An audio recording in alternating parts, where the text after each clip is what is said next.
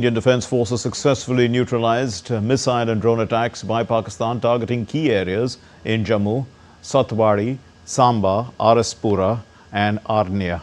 And according to the defence sources, the attack was repelled with zero casualties, showcasing India's robust defence preparedness and real-time operational readiness.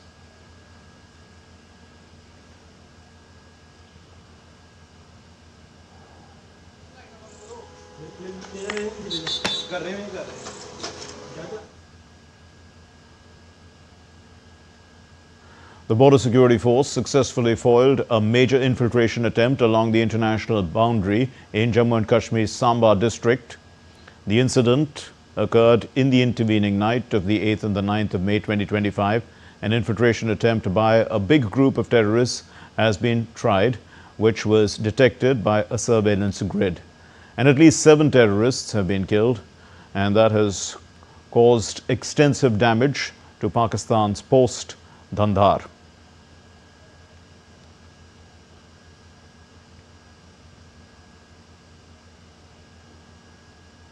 Well, in the wake of Operation Sindoor, Pakistan attempted to escalate tensions by launching missile strikes at Indian military installations.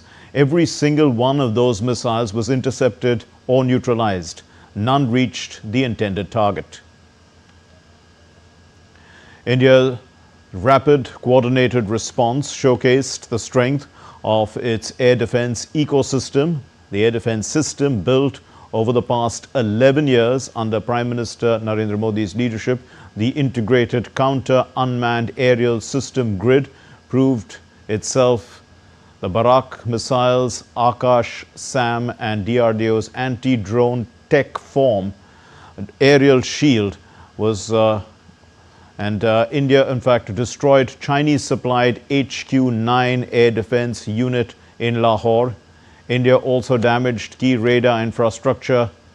35,000 crore rupees deal for 5 S-400 Triumph squadrons was signed in 2018. 3 squadrons now operational along the China and Pakistan borders. The Barak SAM, that's $2.5 billion deal, was signed in 2017 with Israel. Indigenous Akash and DRDO developed counter-drone systems also deployed. Man-portable counter-drone systems to jam and disable hostile UAVs installed in 2024. Operation Sindoor marked combat debut of loitering munitions or suicidal drones. They ordered in 2021, made in India, and these suicidal drones took Pakistan's defenses by complete surprise. The Israeli origin Harop drones, they destroyed air defense assets in Karachi and Lahore. The Harop drones, they are now locally built. Okay, let's bring in our correspondents now who are tracking events closely. Vishal Baristo is joining us from Srinagar with the latest. Vishal, you know, how has India responded to Pakistan's escalation along the LOC and the international border?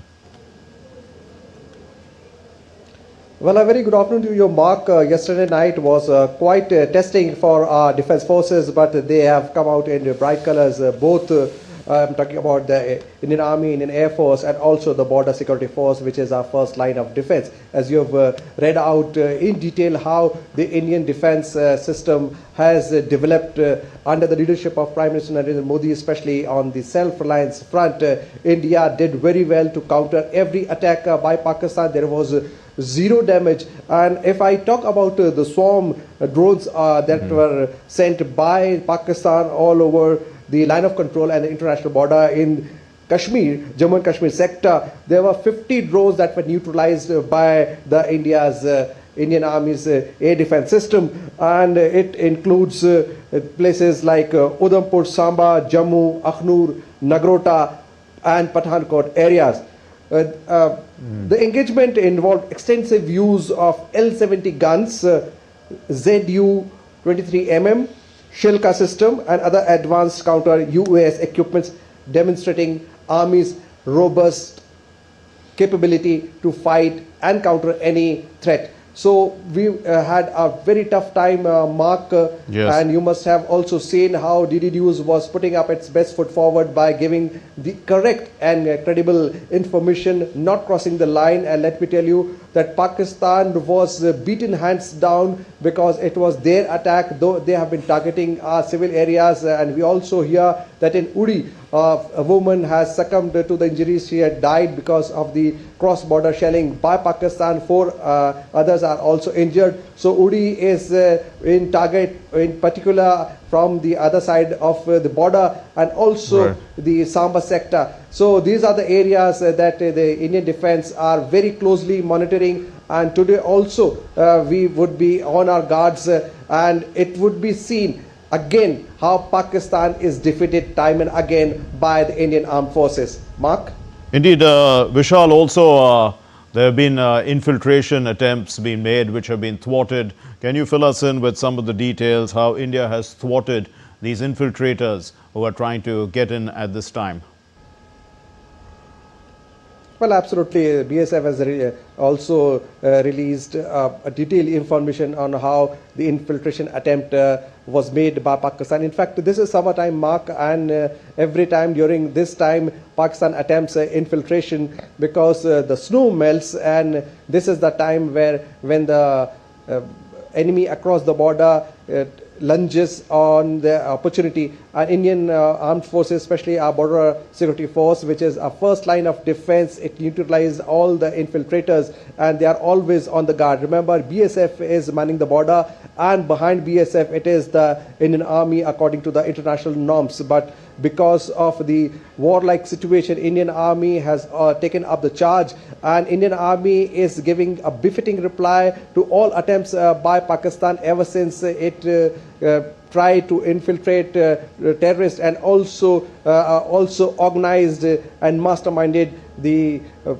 Pahalgam killing. So Indian Army is always putting Right. its best foot forward. Indian Air Force is also on the guard, and our air defense system and Army's air defense system has done a very credible job, Mark. And apart from the strong countermeasures that India has taken, what about the people who are living close to the border? What has been done for their security and safety?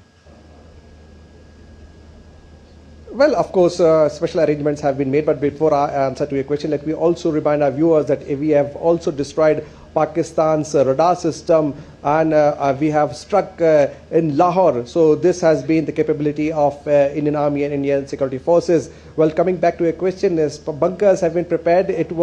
Bunkers were already there. Some bunkers were prepared during the course of action after 22nd India prepared for any eventuality. So bunkers have been prepared, and people have been asked that whenever there is a siren, they need to go and take shelter in the bunkers all along the LOC and the international border, Uri in particular. And let me also tell you that it is not only the Kashmir sector, but also the Kashmir division, but also Jammu. So both Jammu and Kashmir are on the target of the enemy, and they have been firing shells. So the bunkers are providing refuge to these civilians, but unfortunately there have been killings, and because of this cross-border shelling, 15 were reported last by the Indian security forces, more than 40 injured, and one woman has also succumbed to her injury. So the tally goes on, and India is time and again telling the world how Pakistan is attacking the civilian installations, while India did not do so. It only did a precise clinical attack on the terror camps across the border. It had nothing to do with their military installation or the civilian colonies. A final question, Vishal. You did mention about the border security force. Let's, also let's try and understand the kind of role that they are called to play at a time like this. After all, you did say that the first line of defense. Now, of course, the army has also backed them up. But what kind of, just tell us a little bit about what they are doing currently to protect the border. Well, Mark, apart from protecting the line of control and the international border, the Border Security Force, along with the Central Reserve Police Force, these are the paramilitary forces of our country. They are also maintaining the law and order here in Jammu and Kashmir because of this situation. They have been here for a very long time, and they are also responsible for the law and order situation, aptly supported by the Jammu and Kashmir police. But their presence makes people feel safe, and along with the CRPF, they are also manning the interior areas of Jammu and Kashmir, and I'm talking about Srinagar as well. They have their permanent camps here. Both CRPF and BSF, their battalions, have been here for quite some time, especially after the 370 was abrogated. Their presence was asked by the Jammu and Kashmir government, and on their request, both the BSF and the CRPF were pressed into service in Jammu and Kashmir. Vishal Baristo from Srinagar, thank you very much for joining us. Moving on then, in Jammu,